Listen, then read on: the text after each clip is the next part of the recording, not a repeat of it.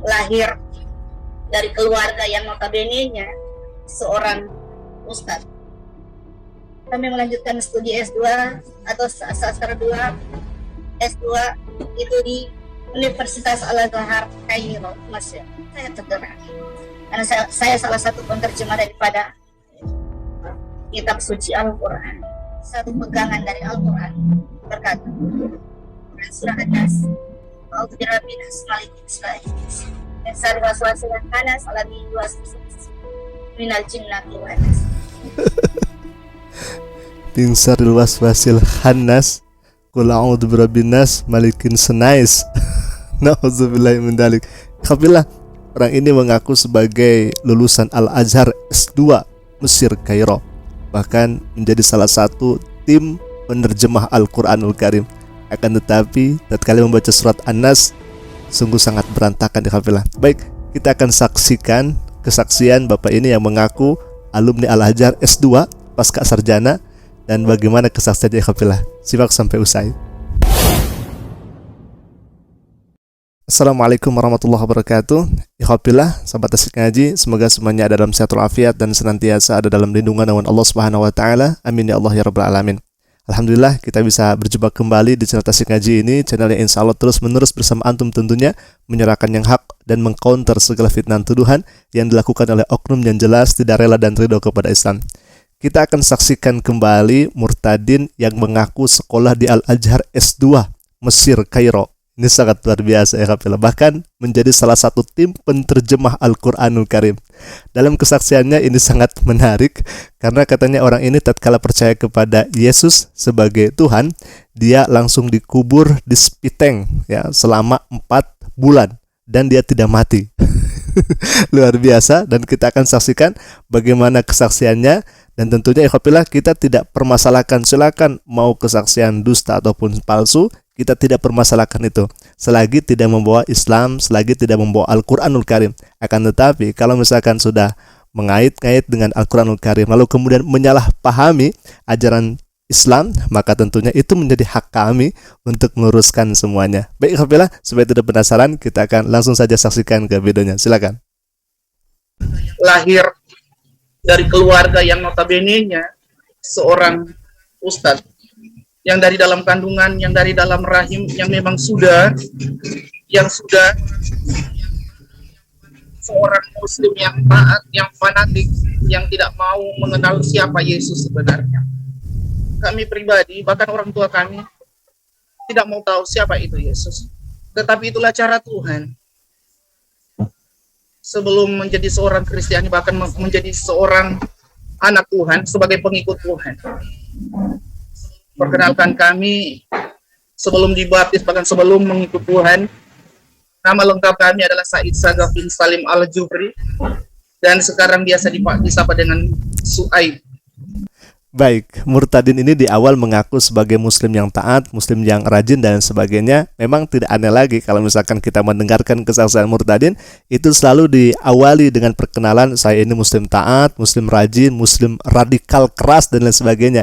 Akan tetapi tatkala pembuktiannya, jangankan membaca ayat suci Al-Quran, membaca ayat pendek saja ya kafilah, ya, membaca ayat pendek seperti Anas dan lain sebagainya, itu malah keliru dan tidak bisa. Sehingga kita juga bukannya suudzon, akan tetapi ini menjadi tanda tanya besar. Mengaku muslim radikal tetapi tidak bisa membaca ayat suci Al-Quranul Karim. Baik hafilah, tadi dikatakan sebelum dibaptis orang ini mengaku dirinya bernama Said Salim As-Sagaf Al-Jufri. Nah, kalau misalkan kita telusuri bahwa nama ini adalah dari seorang Habib, ya, Salim As-Sagaf Al-Jufri. Jangan-jangan memang orang ini mengadopsi dari nama Habib tersebut. Nah, kita tidak tahu itu, kita akan langsung saja saksikan ke video berikutnya. Silakan.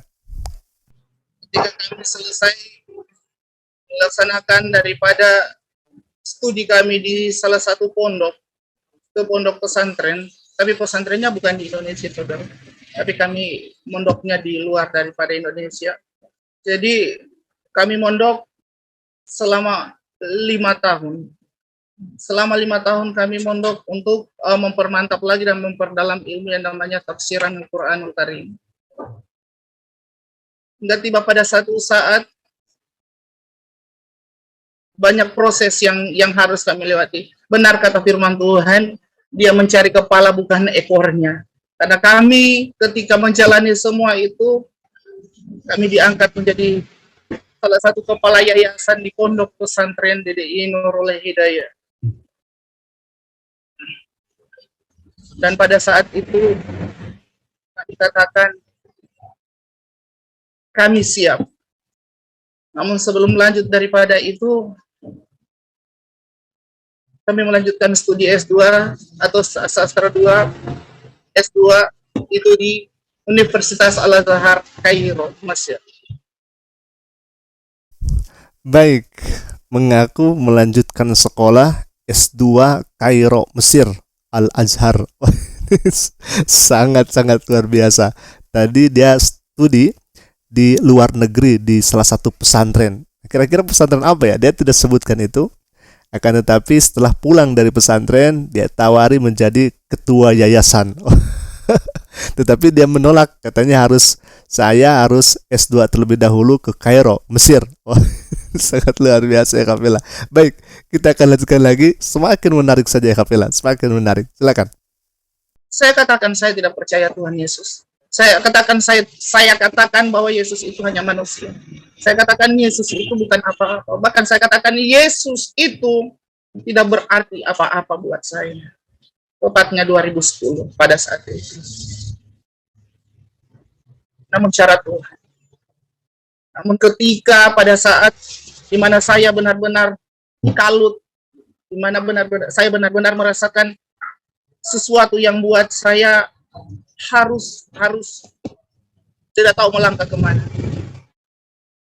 Saya sempatkan diri untuk ambil air, untuk wudhu. Bahkan pada saat itu saya melaksanakan sholat tahajud. Saya berulang-ulang kali saya katakan saya mau yang benar. Saya mau yang betul-betul sungguh yang bahwa kehidupan saya lebih nyata lagi. Lebih lagi, bahkan lebih mengenal daripada siapa pencipta saya. Dan pada saat itu kami melaksanakan sholat. Pada saat takbiratul ihram, saya bacakan pada saat itu di rakaat kedua. Dalam bacaan saya Quran surah At-Tin. Saya baca. Ternyata Tidak berani ada baca satu dia suara ya. yang memang bersuara di telinga saya. Berbisik dan berkata, kamu buka mata. Kamu buka mata kamu. Ketika saya buka mata, di hadapan saya, itu saya perkirakan 7 meter tingginya. 7 meter tingginya. Bahkan luar biasa cahaya. Wajahnya tidak nampak manusia, tetapi cahaya kemuliaan yang luar biasa. Telapak tangannya bahkan di dirinya luar biasa. Sampai saya sendiri tersungkur, tidak sadarkan diri. Selama 8 hari.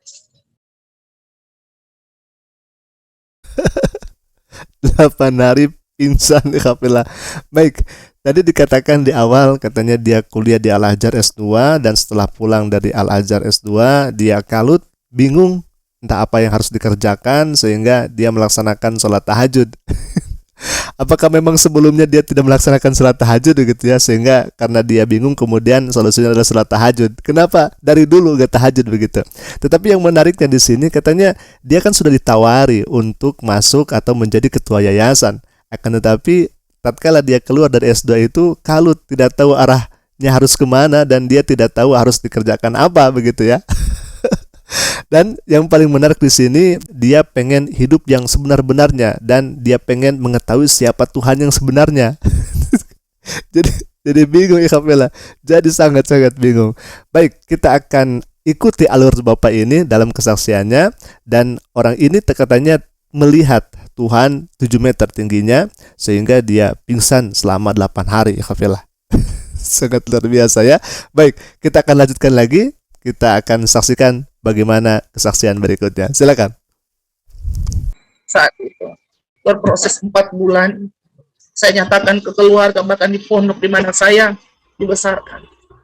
Bahkan pada saat itu saya katakan, yuk ikut Tuhan yang benar.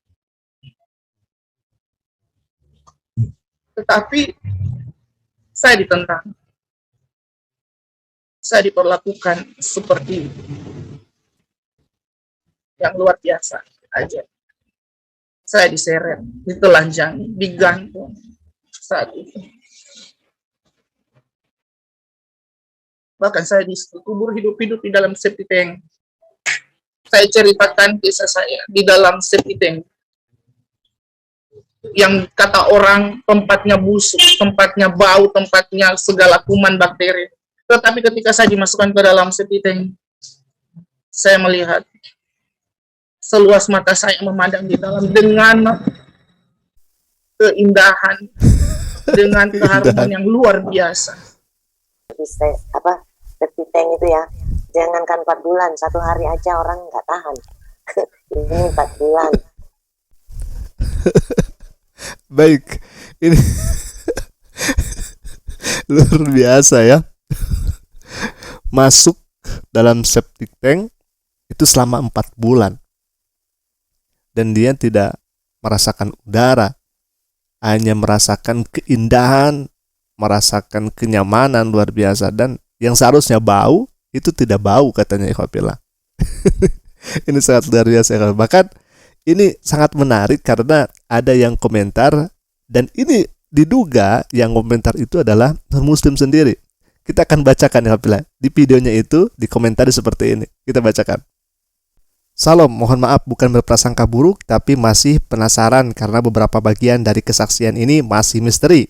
Nah, ini luar biasa ini. Namanya Muska dan dia dahului dengan salam. Sebagaimana kita ketahui bahwa salam itu kan bukan salam dari umat Islam gitu ya.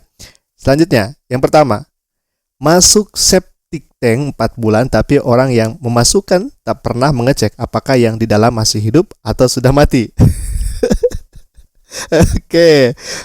Masuk akal juga ya. Yang kedua, katanya di dalam septic tank suasananya bagus, tapi waktu keluar kondisi memprihatinkan. Luar biasa juga ya. Ini masuk akal ikhwafillah. Selanjutnya, pamitan kepada keluarga. Keluarga yang mana? Masa keluarga tidak heboh karena 4 bulan di dalam septic tank, padahal keluarga juga yang memasukkan ke dalam septic tank. Ya betul. Selanjutnya, waktu ngajak keluarga untuk percaya ikut Tuhan, tapi oleh keluarga malah ditelanjangi dan diseret dan dimasukkan ke dalam septic tank. Tapi saat keluar dari septic tank disuruh jalan dari Palu, Makassar, berarti pondoknya di Palu, tapi katanya pondoknya di luar Indonesia. Luar biasa ya. Selanjutnya, katanya tidak fasih berbahasa Indonesia. Masa gegara kuliah di Al-Azhar jadi lupa bahasa Indo? Jadi memang ini bikin aneh ikhwafillah. Saking anehnya, non-muslim juga tidak percaya kepada kesaksiannya. Dan ini sangat misteri ikhwafillah. Dan ternyata orang ini katanya susah belajar bahasa Indonesia lagi karena saking lamanya dia kuliah di Al-Azhar. Saking lamanya dia tidak bisa belajar bahasa Indonesia lagi, tidak bisa mengucapkan bahasa Indonesia lagi. Katanya demikian ikhwafillah. Sehingga non-muslim ini merespon apa yang disampaikan atau kesaksiannya kok jelimet seperti ini begitu ya. Baik, kita akan langsung saja dengarkan bagaimana yang kuliah di Al-Azhar ini, bagaimana yang penafsir Al-Quran ini ya, kemudian membaca ayat suci Al-Quran, dalam hal ini surat An-Nas. Silakan ikhwafillah, kita dengarkan dan kita simak bersama. Satu pegangan dari Al-Quran berkata, Quran surah An-Nas, dia sebutkan di sana, A'udzu birabbil nas malikin nas waswasil khannas alladzi yuwaswisu minal jinnati wan nas. Luar biasa ya. Ya Allah Karim, ini yang dinamakan sudah kuliah di Al-Azhar dan salah satu penafsir Al-Quran, Malikin Senais, ikhwafillah. Malikin Senais. Itu kok masa ada ayat demikian? Kan tidak ada. Tidak ada dalam Al-Quran itu ayatnya seperti yang Bapak bacakan, Malikin Senais. Lalu kemudian tadi di ayat terakhir, Qul a'udzu birabbin nas, malikin nas, ilahin nas, min syarril waswasil khannas. Khannas itu kan lafal yang sangat aneh kalau misalkan dia sudah kuliah di Al-Azhar ya. Apalagi setidaknya kalau misalkan keluarganya itu keluarga yang taat, rajin gitu ya, harusnya dia mampu membaca surat An-Nas gitu. Karena surat An-Nas ini kan basic, apalagi sering dibaca dalam kita misalkan sholat dan lain sebagainya. Ikhwafillah, Itu saja dulu yang bisa kami sampaikan. Semoga ini menjadi hiburan untuk kita dan penguat iman kita kepada Allah Subhanahu wa taala, Tuhan yang hak. Dan saya harap kepada non-muslim di sana, mohon maaf, jangan sampai Anda tertipu dengan hal yang semacam ini. Kan ini sudah jelas ya Hafizah, sangat-sangat jelas sekali. Tatkala dia menyampaikannya, ini banyak hal yang sangat-sangat ganjil. Apalagi dia mengaku lulusan Al-Azhar, mengaku dia pentafsir Al-Quran, baca surat yang pendek saja dia tidak tahu dan tidak kuasa. Alhamdulillah, semoga kita tetap istiqomah dalam iman dan Islam dan wafat kembali kepada Allah Subhanahu wa taala membawa iman dan Islam. Amin ya Allah ya rabbal alamin. Aqulu qouli hadza wastaghfiruh innahu wal ghafurur rahim. Assalamualaikum warahmatullahi taala wabarakatuh.